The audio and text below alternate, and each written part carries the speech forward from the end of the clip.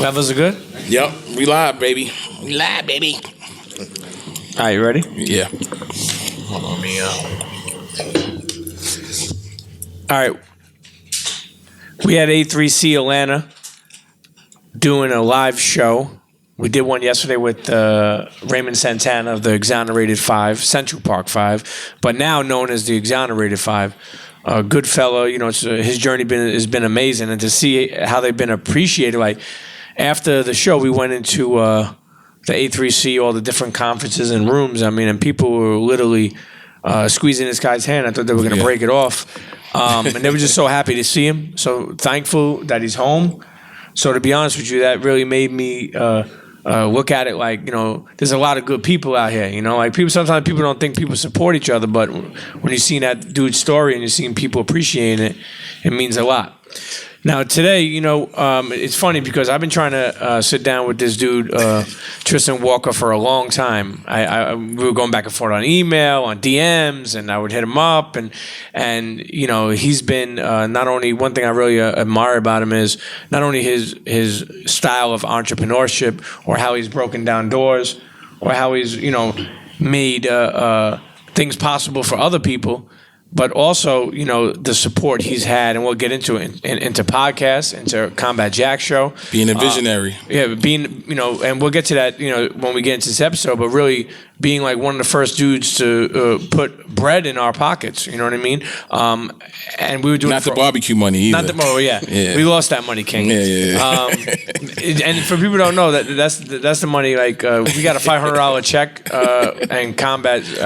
He never. I don't know where it is. He said he don't know where it is. We were asking about it for a long time, but he knows where it is now.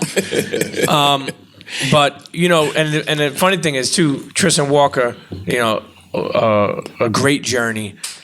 So many different things, you know, working at so many different places, and obviously we'll get to that. But I'm going to let the audience and the people who are listening now worldwide know that when my son was being born, my lady, you know, when she was pregnant, she had this couple of names, and I forgot what some of them were, and I'm like, nah, I'm not naming my son this name. What was the name? I don't know. Some of them were like, you know, I don't remember. Brandon? Nah, like Jacoby, and I was like, and I just didn't want, like, you know what I mean? I didn't want, like, I always like different names. Because my daughter's name. Did she want like a West Indian name? Like I didn't want. Nah, here's the thing. I didn't want. Donovan. I didn't want my, like, even when my daughter was born, her name was Skylar, and that was different. You know, a lot of people in my family, I come from a big Italian family. It's Maria, Lisa, you know, Ann, you know what I mean? It's all the same names. Joey. Yeah, well, that's Joey. That's for the guys. Tony. Angelo, Tony. But anyway, I wanted to be different. So I remember she mentioned that she was a big fan of the name Tristan. And I told her, I says, oh, I know a guy named Tristan. I said, he's an entrepreneur. He's successful. He's a good guy, you know. Yeah. And she's like, oh, let me see a picture of him. And I was like, all right. So I showed her the picture. She's like, oh, okay, he looks very interesting. Right? She's like, he looks smart. He looks. I said, no, he's a good guy. And I remember, and here's the thing, Tristan, and you'll speak to the email. I sent them an email.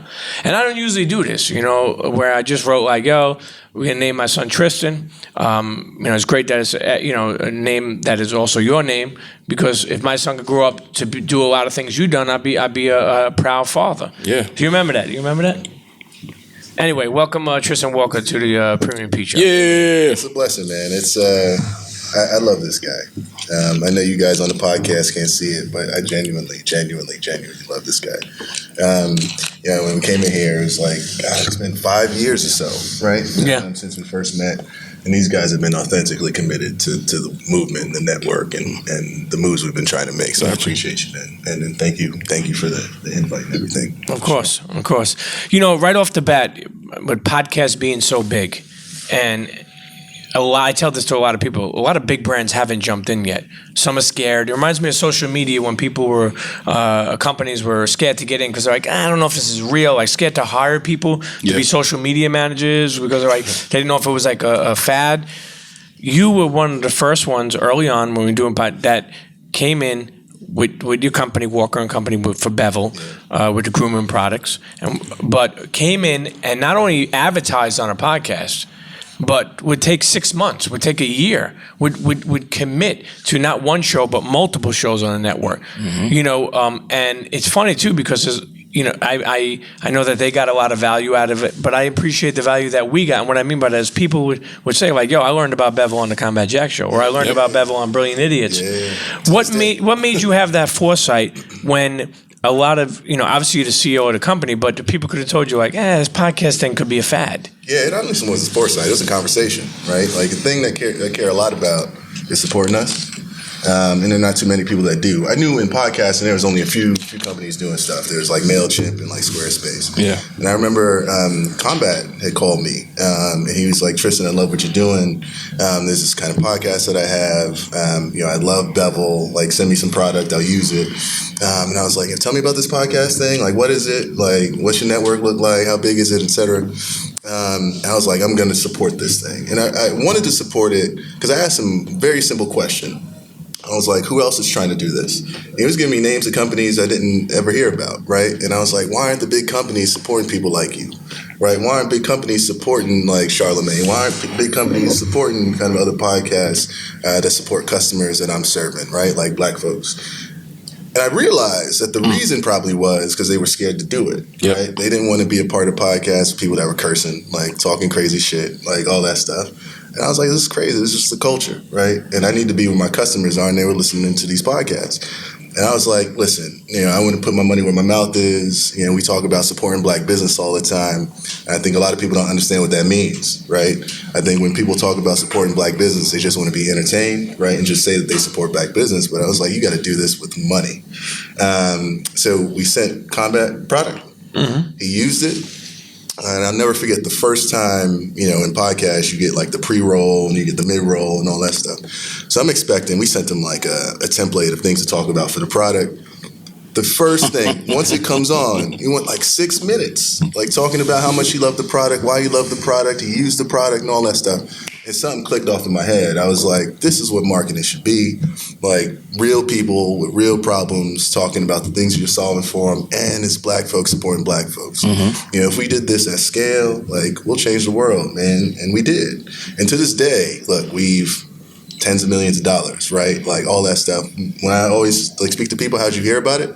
They're like, podcasts. This podcast, this podcast, this podcast. You guys are too expensive now, though, so we got to figure something else out. But it was early days where it was like, all right, we were all trying to figure this out. Sure. Now podcasts, everybody does it. And I think, and as I said earlier, how much of a visionary you were. You took a shot when no one else did, and it was timing involved in that too. One thing I want to add to the Combat doing the ads, right? I listen to terrestrial radio, other podcasts. No one was doing ads like that. Nobody. And I think that's a testament to Combat's passion to do that particular ad.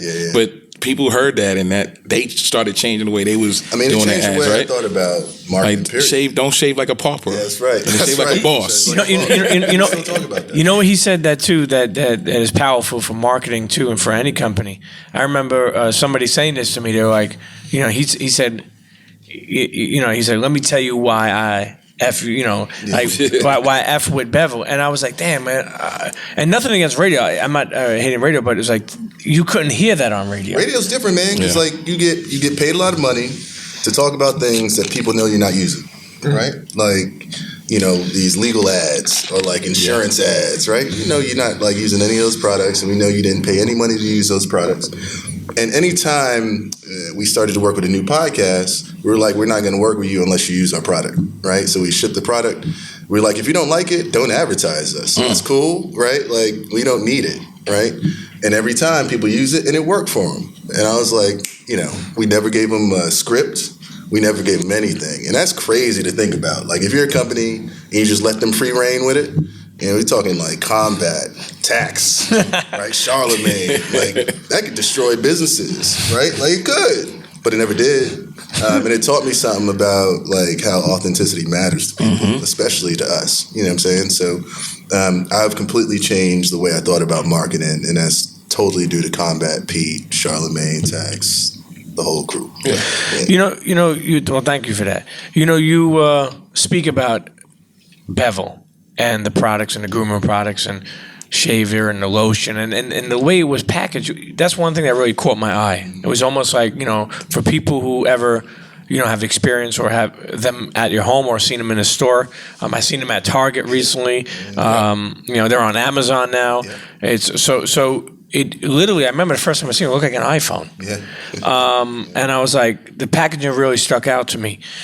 What goes into the design of products? Because I feel like certain people get it where they make it more than just a razor, more than just a grooming lotion. Yeah. It's no different from, when you get your iPhone, you get the packaging. It's funny how people scrutinize what we do, but never scrutinize what other people do. It's just the fact that we're serving the audience that we do that people have to ask, like, why is this so good? It's like, because we deserve it, because we spend more money on this shit than anybody else does, because we appreciate it more, right? And people talk about it more. So for me, like, there was no secret. It was just like, there's a template for this. Other companies have done it. These are the brands that I love and I appreciate. We could do something very similar. And we did it in 6 months, right? Like, it wasn't rocket science. And the thing it really just boiled down to is respect, right? Like, respect when I walk down those aisles. I don't want my packaging to be dirty. Right, respect when I walk down those aisles. I don't want people with jerry curls on the boxes. Right, respect when I walk down those aisles and pick it up that the products actually work. The formula is not difficult. It's not difficult, and it's amazing how hard it is for people to understand. How hard it is for people to understand. How hard it is for companies to understand. But the way to think about it, you're just like, all right, why hasn't it changed over the past 30 years? Because companies haven't had to change. Right, because nobody's challenged them to change. They're changing now. Did you get a lot of blowback when you were from different companies? I knew King was going to say that, man. Okay, pause. Okay. You got to loosen up, man. You got to give him the show, Just Blaze did a Serato joint yesterday in front of hundreds of people, and he said some wild shit. He was like, pause. But, when you deal with companies and you're telling them about Bevel, you're a baby, okay? Yeah. And I'm sure some did not get it. Like, and I'm sure some maybe didn't think it would be what it is today. Or that maybe it could. And then at the same time, too, you're going through this. So before you even got acquired, you wouldn't even, there may have been days where you were like, hey, man, maybe it worked, maybe it won't work. You ever felt that way? Bro, we sold our company December 12th, 2018. A few months later, we would have run out of money. You know what I'm saying? Wow. And the thing that's crazy is we were successful. We were growing every year. We were making millions and millions and millions of dollars, right? Like, our cash flow was good. But you have to realize, like, there are other competitors in the space who were raising way more money than we could, right? Because it was easier for them to articulate to the investors what they were doing. Man, I'll never forget when I was first raising money, you got to keep in mind, people on the other side of the table didn't look like me. And they didn't care to understand what we were trying to do. And I had so many people talking about, well, is this like that Chris Rock good hair stuff, right? I'm like literally, that's like a literal thing that people ask me. And I'm like, you're not even willing to acquire the context to know that people are different. Yep. You know what I'm saying? Like, people have different needs. And if this is what I'm starting with, it's going to be an uphill battle. Now, fortunately, like, we succeeded and we have a wonderful, like, acquisition outcome, and it was great. But people to this day still are hating on what we do. And what's crazy is we still have no competition. So we're in this, like, what I like to call, like, purgatory, right? Of people who just don't understand. But now we have the back end of, like, a company that's been around for 180 years that's going to make us around for 180 years from now. You know what I'm saying? So, like, because we're doing something so different that nobody's tried to do over the past 100 years, people are just going to hate on it. Yeah. Or copy it. Yeah. Because we've seen a couple. They tried to, but you don't hear about it. They tried it. They tried it. It's funny that you bring that up because we sat down with the co-founder of Venmo about like a year and a half ago, maybe. Shouts to my man Isaiah. He hooked that up. And his name is Ikram. And you would think Venmo, you look at it like, okay, this is a amazing app. People send tons of money on it. Same thing. He's like, yo, we were about 2 weeks away. He said that he went into the office and said, look, guys, you may have to start looking for a job next week. And the crazy thing is they weren't able to, and the story is actually crazy because they weren't able to get a loan that quick. They couldn't get people didn't want to put no more money into them. So they had found somebody that, turned and instead of investing in them, acquired them. I remember a while ago, and correct me if I'm wrong, but you turned down some offers. And so take us through that. Take us through turning down an offer, but also what made you accept the offer from Procter so a couple Gamble. things. First, this whole thing was a lesson in ownership, man. Like I still had a lot of equity ownership in my business, but there's a difference between like having 100% of something and like less than 100% of something. The reason I say it is we weren't able to raise money because people who could give you the money chose not to want to do it. That had nothing to do with the success of our business. It was like market factors that I couldn't control, right? Like, and building business is hard enough. I need to be in control, right? And 100% control affords you opportunities to do a whole bunch of things, right? So now as I think about what we went through and successful outcome, the Venmo guys, what they went through, that's just a crash course in control. And I also need to, and this is what I'm doing a lot of now, like helping people understand what that means. So when you have companies like Walker & Company or like Venmo that you love, like support them, right? Like I love Combat. I love you, like support them because nobody else is going to do it. You know what I'm saying? So now to the point around like turning down offers, I wanted to build something that's around 150 years from now. In order to do it, there are a set of things that you need to do in order to make that happen, right? You got to adhere to the values that you have, personal and company, right? If I align myself with a company that doesn't share my values, like they're going to swallow me up, throw me out. Bevel doesn't exist anymore. I couldn't have that happen, right? So I was either going to get acquired by a company that shared our values and gave us all the cash we needed to be successful, or I wasn't going to do it. I was going to cut the team. I was going to hustle this shit out, right? And build a profitable business. The reason we decided to sell to Procter Gamble is for a couple of reasons. First, I started this company to serve. I didn't do it to get rich. I wanted to serve the majority of the world, people who look like me, people of color, right, who deserve these experiences that we talked about earlier, right? Second, the movement mattered, right, which meant that the company needed to be around. Like we needed to put ourselves in a financial position so that we will definitely never have competition anymore. Right. You know what I'm saying? Like this is a strategic advantage type of thing. And third, once I did it with a company that shared my values, it was like sky's the limit. Procter & Gamble has been doing this for 180 years. There's no other company on earth that's been around that long doing it so consistently, right? They looked me in the face. They were like, Tristan, we're going to put you in a position to do it. We're going to let you be an independent company, right? So we're not going to buy you and like spit you out. You're not going to have a Procter & Gamble email address. No, you're still the CEO of Walker & Company. So one thing for people, I talked about ownership, there's also financial parts of deals. There's non-financial parts of deals.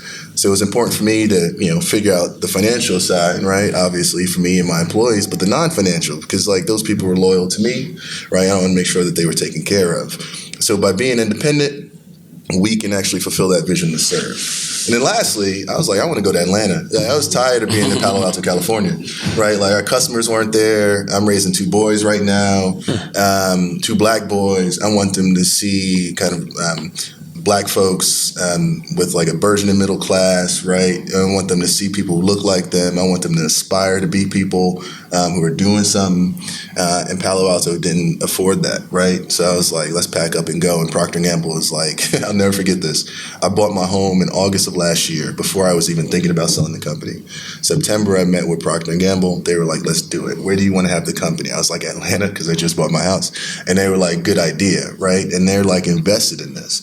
So they let me do my thing. And I'm very, very, very thankful for that and they're really fulfilling their side of the bargain. So why did I turn people down? Because nobody else offered the combination of all those things. Wow. That's powerful. Take us through how long it takes to make a decision to agree.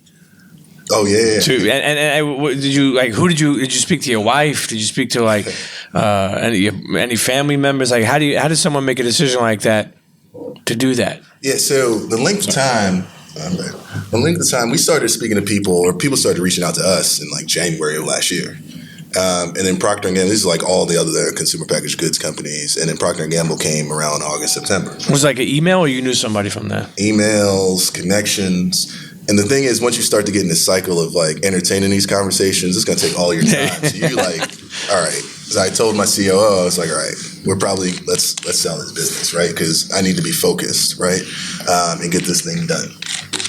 So we had chats with multiple people. Some of them started and stopped, like 3 months here, 3 months there. And then Proctor Gamble, we started talking to them August. We announced, or we closed the deal in November, and we announced in December. How did I come to the decision? I didn't need anybody else's advice. I try and make every decision that I make in line with the values that I have, right? Courage, inspiration, respect, judgment, wellness, loyalty, right? And I needed to align myself with a company that shared those things. And we spoke the same language. Literally, the decision was made when we had that first meeting. And then the rest is just paperwork. That's now. Did you come down to Atlanta? Did a lot of the team, were they willing to move? That's a good question. So I told the team on December 12th that it was happening, and then we also made the decision to move to Atlanta. It was a crazy moment because everybody was in the West Coast, so I was like, "Hey guys, we got to pack up and move to Atlanta." But I told them the reasons why. Right? It wasn't like, "Hey, I'm leaving, peace." Right. Like our customers are there, the future's there, right? Sure. Whatever. So we had at the time 15 people on the team. The number of people who moved to Atlanta with me was probably 5. Wow. Right? We have a couple people still out in the Bay Area, like engineers, and the rest found other opportunities. And it was cool.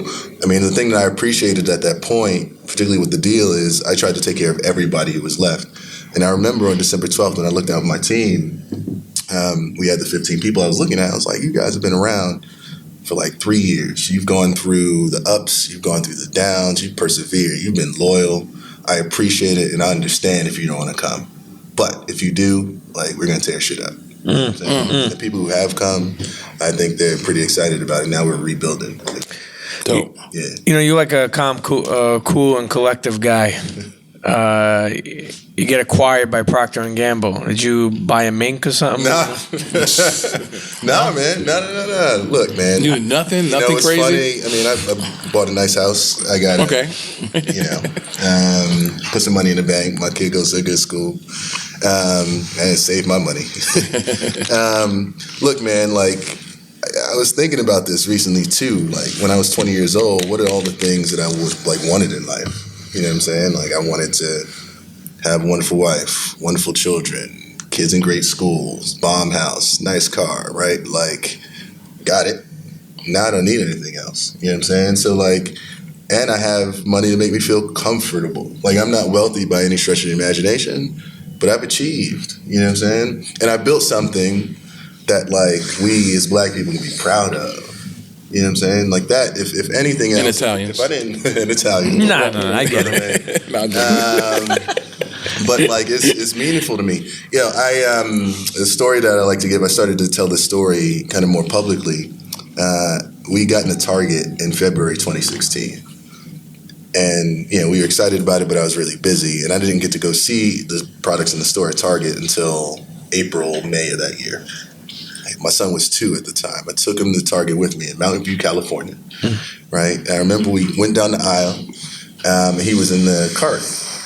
And we go down the aisle, and I get down a quarter way down the aisle, and my son all of a sudden says, Dad, right?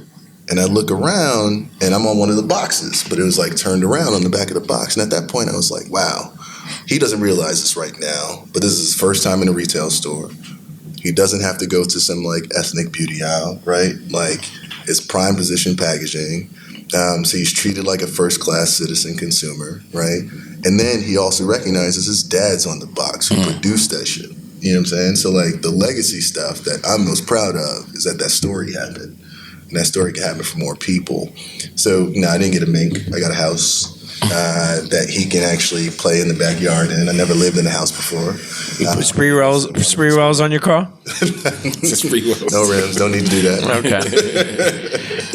Don't need to do that. That's powerful too when you think about family, and that's one thing I've seen you tackle, and I love fellow fathers. Yeah. Learning. There's no manual. There's no booklet. Yeah, man. To see how powerful that is. You lived in the West Coast, LA, Silicon Bay Area. Yeah. Silicon Valley. Yep. Honestly, and I mean this, I'm only gonna. I'll change the lettering around because there's a young precious kid here. But what the F is Silicon Valley? Yeah. And I mean that because I feel like a lot of people are like, I'm in tech, but it's like a lot of people, a lot of people are doing nothing. It's a good question. I asked that same question in 2008 when I moved out there. I thought it was a place they just made semiconductors, right? And I got there. I went to business school out there at Stanford, and I was like, wow, like. I was 24 at the time. The other 24-year-olds making millions and millions and millions of dollars. So first of all, I was like, what's this hustle, right? Like, how are all these guys making millions of dollars and changing the world? And they were building the software stuff, right? And that's when it was like early Twitter, like early Facebook, right? So Silicon Valley and what it used to mean was that, right? Yeah. Like building these consumer software and even non-consumer software things. Mm-hmm. Tech today is like very different. When people say I'm in tech, it's like a catch-all because like Silicon Valley is everywhere, right? The thing that made me comfortable about coming to Atlanta or anywhere else for that matter is like tech is all just finding engineers who can build great kind of technology products. And engineers now want to live where they want to live, and they don't feel like they have to go to the Bay Area to do it, a place that's crazy expensive, not diverse, and all that stuff. So you got to ask the question of the people who tell you that, like, what do you actually mean? Yeah. More often than not, they might not tell you anything. You grew up in Queens. Mm-hmm. Queens get the money. No doubt. Shouts to Brooklyn, though. A little bit. I think Peter Gunn said Queens. I forgot what it is. I think it's Brooklyn takes it or Queens. Keep on taking it. Shouts to Peter Guns. You grew up in Queens. Mm-hmm. I know you went to Hofstra, right? Stony Brook. Stony Brook. For college? Yeah, Stony Brook. Stony Brook. Yeah. But then you went to... the reason why I'm saying this for is then you went and worked in Wall Street. Yeah. Were married at 23 years old. Yeah, which still is married. Yeah. God bless. Yeah, no You doubt. worked at Twitter or interned, right? Yep. And Foursquare. Whole bio. Yeah. No, I'm saying, people should know that you didn't just wake up and sell a company. You think back to all the things you did, and you're still young, but you look back to all the things you did. When you were young, did you know what you wanted to do? No, man. I grew up Queens, Jamaica, Queens. So I was like 6'7", and moved to Flushing, Queens. Projects, like, the story. You know what I'm saying? I realized I just wanted to get wealthy. That's it, right? And I realized that real early. I was like, I'm not coming back to this. Like, we got to get out of this. And the story goes, I was like, there's 3 ways to do that. The first was to be an athlete. I was a basketball player for a while. I was pretty good, but that didn't work out, right? Then I was like the Wall Street thing because I saw, in New York, money. Yeah, sure. Suits is like money. That's the only thing I knew. That's why I didn't know about this West Coast thing. It's like New England. Throughout that whole period, for high school, I went to this boarding school in Connecticut on full scholarship, and that changed my life because I was going to school with like Rockefellers and Fords, right? And I was like, wow, that's wealth. Like, that's what that means. Like, what's your last name? Oh, your name means something. And it's connected to this wealth thing, and that like really changed the way I thought about the attainment of wealth. Then, like, it solidified the Wall Street thing. I went to Stony Brook. I graduated early because I wanted to get the money like real fast. Got to Wall Street, hated it. And I was like, oh, damn, right? And that's when I went out to Silicon Valley because entrepreneurship was the last thing for me. You mentioned Twitter and then Foursquare, and then I did Walker & Company, not-for-profit. The thing that's like crazy about this whole story is I didn't plan it. I didn't know where I'd be. I just like let it happen. And the thing I started to realize is the more and more I tried to like impact the things that were going to happen to me in my life, like in the months and years ahead, like I always failed. Like something always happened.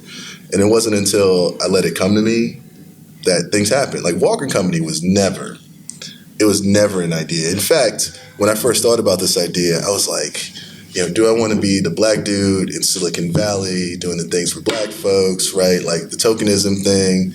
And at some point I woke up, I was like, what am I thinking, man? Like, this is what I should be doing because I have a perspective on it and I'm going to make this happen.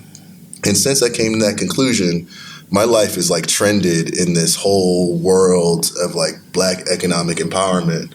And only now I'm starting to realize that.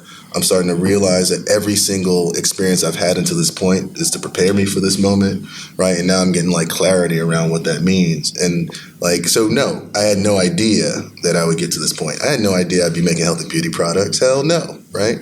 But this is more than health and beauty products, right? This is about the economic empowerment of our people, which is the most culturally influential demographic group on the planet and deserves to be producers. And I've been led on this path to figure that out for myself. You know what I'm saying? Yeah, absolutely. You spoke about not being happy at Wall Street. Yeah. You know, there's a lot of people who listen, I'm sure, that are not happy with their job or not happy with what they're doing. Yeah. You can get stuck in that. You know, it's not easy to climb up out of that. You know, what made you not just stay there and deal with it? What made you, like, what were the steps that you took to really, like, say, like, okay, this is not for me. Yeah. I'm going to try to realign myself with something I want. Yeah, one thing, I mean, I got laid off. That helped. Okay. You know? But, I mean, that was a blessing, right? I got laid off January of 2008. It was like the first week in January, and I had applied to Stanford like right before that. And a week later, I mean, I was like, man, we had bought a condo in Queens, like we were renovating it. I was like, man, I got no money. Like it was a bad job market. The recession was about to happen. I was like, man. And then a week too later, like Stanford gave me the call.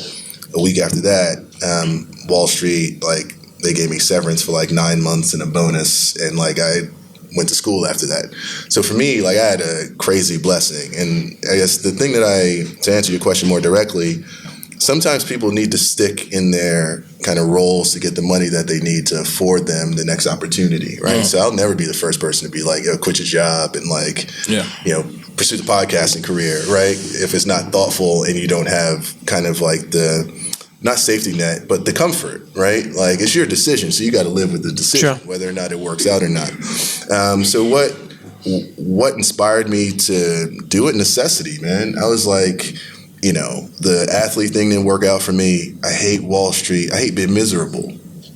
That was going to creep into my marriage. I was like, that's not going to work for me. And I'm young enough to have the optionality. And on Wall Street, which was bad, is you keep getting paid more and more money to lock you in. And I saw how miserable older people than I was were. And I was like, man, I can't do that. My getting laid off was probably one of the best things that ever happened to me because I didn't have to make that decision. But if I had to do it again and I didn't get laid off, I probably would have quit at some point anyway. And I tell people, life is not worth living in misery, you know? You can sacrifice some things, but I'm in a world now having sold the company, and I've been thinking about this a lot recently. This is the first time in my life where I feel like I don't owe anybody anything. And I felt free for a while, like for my entire life, I felt free, but I've never felt freedom. And now I feel freedom. And I'm able to like articulate it to people now. Like if you really, really want to go after what you want to do, don't live in misery, and freedom is possible. But you really got to own up to it yourself. You got to understand the trade-offs and the risk, and it's not worth being miserable. You can throw away all this stuff that I've been given. Yeah, I could be living in Queens right now with my sons and my wife and be incredibly happy with all that I've learned. I don't need any of the money. I don't need any of the magazine covers. I don't need any of that stuff because now I got a taste of freedom. Right. And I just encourage people to like really think about what freedom can be and what it can mean for them and go out and attain it. Man. What part of that word, what letter you think you're at in the word freedom? The FR? No, P. Yeah. The FR? For me? No, what letter in the word freedom are you at? The FRE part? E? Are you at the D? That's a good question. No. That's a real question. Hey, listen. Right? You know, I mean, I will say. We all trying to achieve I like that question. that in totality, right? I would say I'm at D. Fur. Yeah. Oh, you're at D. Okay. I'm at D. I like to be. Yeah, it is far, but I like. Damn, I'm 2 letters behind you. Okay, 1 letter behind you. Maybe. You know, a lot of people, we always used to say your day jobs fuel your dream job. I get emails, I get DMs all the time from people telling me like, yo, Pete, man, I'm going to quit my job tomorrow. I'm like, okay, well, what are you going to do? They're like, I don't know. I'm like, well, don't quit yet. Right, have a plan. You know, or I tell some people like, even who want to start like clothing brands, I'm like, yo, if you work a 9 to 5, come home, put in a couple extra hours and see how it works. Then like, stay in the job for like 3 more months so you get some funding from it so you could fund that project and again, make your day job fuel your dream job. Yeah. You know, one thing I will say is when you're in college, it seemed like you were real focused. Oh yeah. Right. Okay. Now, I'll be honest with you. For me, I always been when I was young. I used to like to. I'm a goofball, so you know I used to be like, all right, I'll get to the homework or the essay later. I'm gonna go hang out, or I'm gonna go do this. How hard was that to stay focused like that? Because I feel like people who stay focused, they may not enjoy the cool times, and you'll have friends like, you're boring, but then like later on, those people like probably in rehab, and you're living. You know what it is? Your life. I learned, this is the boarding school, high school thing. Like, this happens at every phase of, like, the elementary school, the junior high, the high school, the college. You graduate, and, like, 5 years later, you only speak to 2 or 3 of those people. It's like all that social shit is not worth it, you know? When I think about school, I tell people this. And so by the time I even got to business school, I was really prepared because I was like, this is Hotchkiss or boarding school all over again. We're just older now. You can focus on 3 things. There's like your academic, your professional, your social. I really believe you can only do 2 well at one time. Like you can't do all 3. The people who try and do all 3 fail. So for me, I knew very early it was going to be academic professional, like, and I was going to sacrifice my social. And today, like, I'm not big, I'm not going out all the time, whatever. That's fine. That's the trade-off I was willing to make. It's not bad if you choose social and professional. Just know your academic's going to suffer. If you're okay with that, that's cool. Like, you choose whatever combination. Just trying all 3 is, like, very, very difficult. And I think the lesson in that, to go a little bit back to, when you know you're ready to be free or, like, have freedom, someone taught me you should only be doing the thing that you fundamentally feel like you're the best person in the world to do. Right? So here's what I mean by that. I came to the conclusion to start this company because I was like, all right, a black man who needed to solve this problem. I figured out a way to solve the problem that I had. I know that there are other people who have this problem. I'm in Silicon Valley. I'm able to raise, as a black man, the money needed to do it. Right? And I have the network of people to help me do that. And at the time, I was like, I couldn't name anybody else on the planet who is uniquely positioned to do that at that time. There are some people who don't want to kind of respect the experience they've had until this point. I tell a lot of people, you might have like a unique idea on like wiping your ass with toilet paper, right? That like nobody knows. And people like are like, no, I don't want to do that. But like somebody made toilet paper and it's getting the royalties on toilet paper in the billions. You know what I'm saying? Like people are unwilling to embrace their experience, right? That makes them uniquely positioned to do the thing that they're doing, right? So you might want to make t-shirts, right? But know that there's someone on earth who is potentially better than you on the planet to do that. And this stuff is hard enough, right? Like embrace your uniqueness. And every single one of us has a uniqueness, right? Like Combat had a uniqueness, Absolutely. right? Like, and he's created, what we know as today is like this really crazy version of the industry, right? Add a uniqueness in this category, which is why we don't have as much competition. Like, find your uniqueness, and that's okay, right? It doesn't matter if other people don't like it. That's fine. They'll come around to it, right? Especially when you start cashing your checks, right? And you're not going to have any competition about it because you're the only person in the world who has the perspective on it. You know what I'm saying? So I was very focused with my academic and professional because I wanted to be the best person in the world at the things that like I tackled, right? And I knew I needed to focus on those things in order to do it. And for me, social, it wasn't going to get there for me. But for some people, they're uniquely talented at that. And they should embrace that, right? And they'll be the best people in the world at it and make a lot of money doing it and be happy and find freedom. Wow. Jules. You know, as we wind this episode down, I heard you speak many times, and this is what is really important to me is family. Yeah. You spoke about how important your mom is. Oh, yeah. And what she had done for you, explain a little bit about that. Yeah, my mother, she moved from Tuscaloosa, Alabama when she was 18 in New York by herself. She had my brother and my sister. My brother is 14 years older than me. My sister is 9 years older than me. We were living in 40 projects in Jamaica, moved to Latimer Gardens in Queens, New York, and Flushing when I was 13 years old, right before I was going to boarding school. I remember she'd leave in the morning before I went to school. I didn't get home until 9 p.m. at night, right? So after school, I would go to the Boys Club in New York, I play ball, whatever, get on the bus, come back home. At times I had to meet my mom to get on the bus. And like it took me to get a little bit older to realize what was happening. My mother was working 3 jobs, like 6-7 days a week. You know, New York Housing Authority, retail, right? She was working at Time Warner Cable all at the same time. I was like, I can't do that. Like, I wouldn't even know where to start to try to do that. And to enable me and, you know, where I get the discipline to focus, like the academic professional, if she could do that, right, I have no excuse. You know what I'm saying? And, like, I'm, you know, first person to graduate from college, like, you know, I've had this wonderful success, and I owe it very seriously to my mother, telling me to get my shit together. You know, don't go outside, like you got homework to do, right?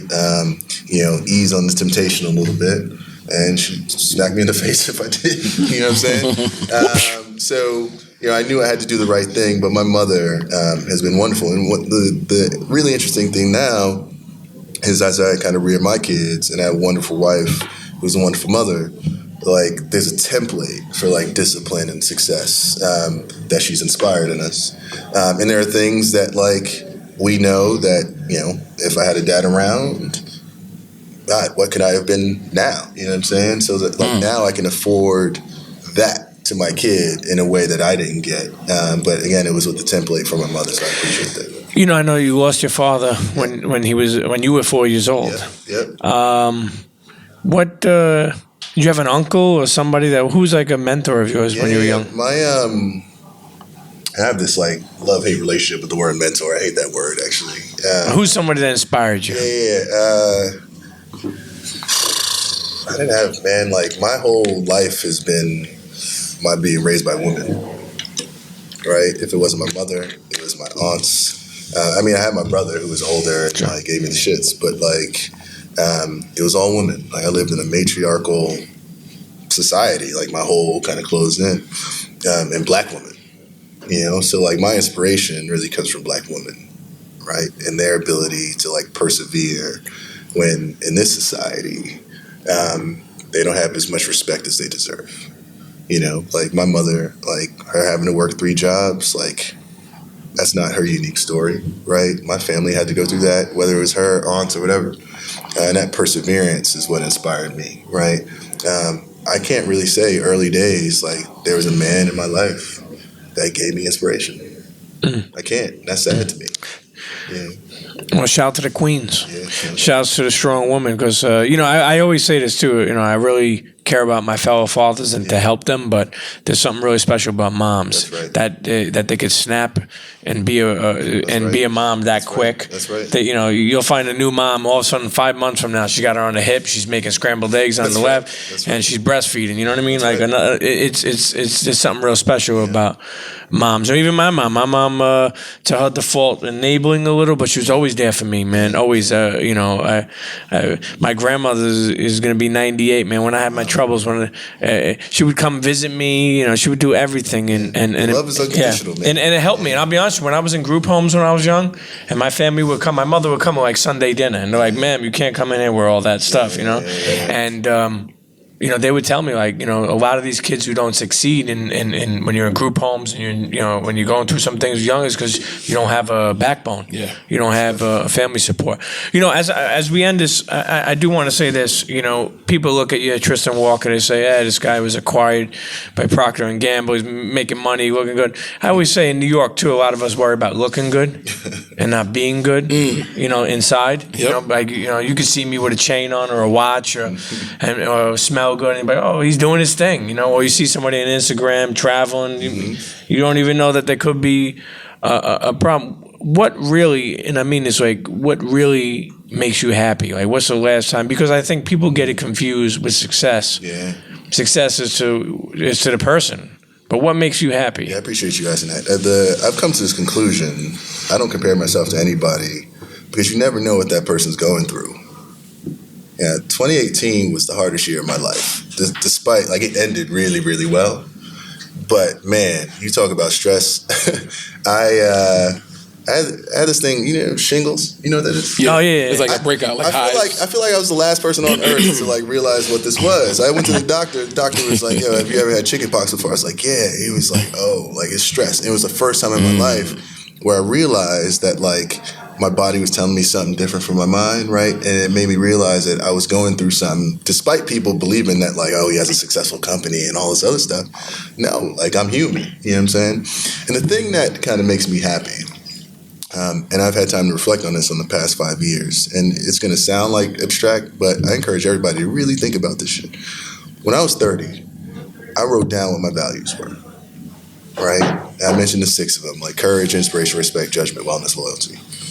I reflected back on the 30 years up to that point, man, like loyalty, because like where I grew up, if you weren't loyal, like you could die. You know what I'm saying? Like these are like the types of things that like stuck with me. And you realize you got to kind of, we live in a noisy world, to make decisions consistently, you got to do things in accordance to your values. So I realized, man, once I understood what my values were and defined them, it was easier for me to make decisions. It was easier for me to identify who should be in my life and who shouldn't be in my life. You know what I'm saying? With like a very objective kind of criterion. Now I read a lot. Right. And now the thing that kind of makes me happy is to add more precision to the definition of those values. So when I'm teaching my son, right, how to be courageous, he knows what I mean by it. Right. When I'm teaching my son what loyalty means, he knows what I mean by it. And not only that, when he feels that I'm not being courageous or exhibiting loyalty, he knows how to say it. You know what I'm saying? So like what makes me happy is to know that I live a world now where everything I do feels consistent. That's freedom. You know what I'm saying? Like, there's a consistency in behavior. There's a consistency in the people I'm around. There's a consistency knowing that the bad behavior is not going to creep in, and I know what to look for, right? And I don't owe anybody at the same time. That's happiness, man. That's a weight off your shoulders, happiness, man. Like, the burden that I've had to hold, like for 30 years, and the realization of that, also made me realize I don't need all this glitz and glamour stuff, because with that comes more problems, more expectations, more like things that other people want you to do. And it's like, I don't owe you, I'm going to live my life in the way that I feel that it should be lived, that I want my sons to really appreciate. That's my happiness. God bless. 2 last things. What books are you reading? Yeah, right now I'm reading an autobiography of Michael X again. I'm reading a book by this guy, an old Greek philosopher called Plutarch, called Morals. It's like this collection of essays on like love, and I nerd out on that stuff. I'm building my son like this library of like books. He's only 5. Well, I have 2 sons, 5-year-old, 5-month-old. When I was in high school, I did the academic thing well, but I didn't pay attention, right? Like I just wanted the grades so I can get to Wall Street. But now I'm old enough and have enough time to actually like read the stuff, like think on it and that sort of thing. So as I like build this library for my son, when he gets of age, I want him to be able to pull a book, read it, and then we could have a conversation about some of this value stuff, So I'm reading those 2 right now, and I got a few more behind. And what's, being that you're somebody that broke barriers, opened a lot of doors for other people, believed in what you wanted to do, what's some other brands or friends or entrepreneurs that you admire or that are on the come up that you like? The best advice. So I'll give you, not necessarily on the come up, he's here. Tyler Perry, man. You talk about someone who's changed my life. When I left Foursquare, American Express had asked me to do interviews with him one-on-one. This was back in 2012, 7 years ago. Damn. Did interviews with him in Atlanta, LA, and Chicago. And American Express wanted to invite small business owners to learn from him, like small business owners. So I'm doing one-on-one, like fireside chats with them. And I'll never forget, man, like here's a guy who's homeless right now. He's like highest paid dude in Hollywood, like ownership. You know what I'm saying? We were in LA, and we got to the Q&A session. And there was one woman on the right side. She raised her hand, and she was like, Mr. Perry, you have to go through all these different trials and tribulations. What do you do to get back up? And his answer changed my life, so much so that like I paused for like 20 seconds, and it was like awkward because I was processing that stuff.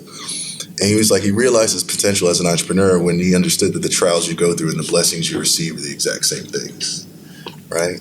What he meant by that, like those trials you go through are lessons, right? Those lessons are blessings, right? And once you realize that, when those trials come in, you can eat those, because there's something to be learned out of that. And that guy really, really taught me. Ran like, he's getting all the hoopla about the studio right now, but he prepared for that his whole time, right? He ate those, right? And all those things were blessings for him. So it's not a come up story. He came up and he's here. So when I kind of think about who I encourage people to like aspire to be or kind of study, it's the owners, right? Like there are a lot of people out there that say, let's support black businesses, do it. They're actually not doing it. Like they'll rap about it, they'll say it. I've spoken to them all, right? They're not doing it. They've turned me down for investment. They've turned others down for investment. But you look at like a Tyler Perry, he doesn't have to worry about any of that stuff because he owns it, He doesn't have to run the rat race. He's not in the hamster wheel. He owns it. So I only encourage people, and this isn't kind of people with the name of Tyler Perry. These are the people who own. I mean, there's a gentleman who owns this like vegan shop, vegan fast casual shop in the hood in Atlanta. And I was at like a Q&A session with a few entrepreneurs, and he looked at me and he was like, man, I don't know what to do. Like, it's hard. How do you scale a business? And I was like, how's your business doing? And he was like, man, we just broke even. We're cash flow positive and profitable. I was like, my man, I'm not even profitable yet. Like, you're doing your thing right now, and you have ownership of what you're creating. People need to start to like really get excited, not only about the potential to own, but also like support those people who are doing it themselves. So I encourage people to look at Tyler Perry and other people who just have full ownership and are thriving, because there's a lot to learn in that stuff. So we about to close, right? Again, yeah. Switching gears real quick, because this is hip hop. Yeah. What are you listening to nowadays? That's a good question. and because Combat is in this room. In the spirit, we got to do the top 5. Tristan, we got to update it. See if it's updated. Top 50? All right, I'll do top 5. What are you listening to? I'll do the top 5. Okay, I do what I'm got it. I mean, I'm always Nas, Queens, Jay-Z, Joe Budden. No, I'm joking. I was gonna say something, but the cameras is rolling. I don't want nobody to take it. No. Biggie, Pac, Eminem. What I'm listening to right now, I love Lucky Day stuff. I think it's super, super dope. Sir, it's pretty dope. Sir Inglewood. I knew Summer Walker is super dope. Like, I love like all this, like, it's not new sound, but like they have some really, really dope albums. Yeah. God, I got to hear that Wale. I haven't heard it yet. Who have I heard recently? There's someone who I really, really like. I can't think about it offhand right now. Those are the people I'm listening to heavy. Snow Allegra, her shit. I love her album. Nice. But that you got a nice range. Sound, yeah. That's dope. Yeah. Dope.